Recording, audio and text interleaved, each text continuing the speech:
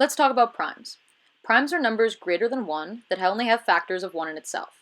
Composite numbers are numbers greater than 1 that have more than just the factors of 1 in themselves. For example, 30 has 15, 2, 3, and 5. To prove that there are infinite composite numbers, you just take the set of even numbers greater than 2, which is infinite, and add it to the set of odd numbers greater than 1 that aren't prime, which is infinite. To prove that there are infinite primes is much harder. This is because the largest prime found in January of 2016, so far, has been 2 to the 74,207,281 minus 1. And this number is over 22 million digits, and that's pretty big. So is that the largest prime? There's no real way to tell because there isn't a formula yet. This is because as primes get bigger and bigger, they become scarcer and scarcer.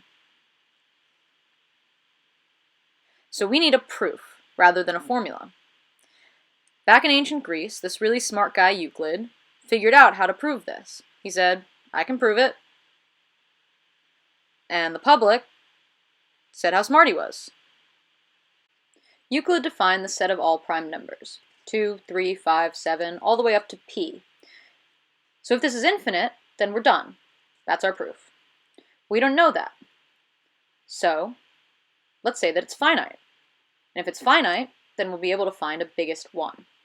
So consider this. Let A be the product of all of these primes, the known sets of primes, plus 1. And if this is true, then what are the factors of A?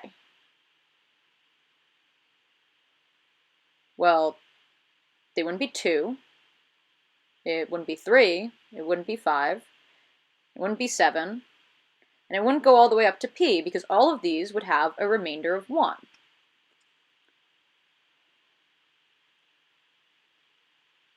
So if A has no factors in 2, 3, 5, 7, all the way up to p, then either A is prime, in which case we've found a new prime that isn't in that defined set, or A is composite and has a new prime factor called q, in which case we have yet again found another prime that wasn't in our original set.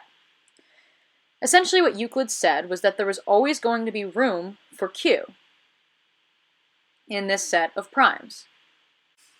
So if you repeat this over and over, you get an infinite set of primes.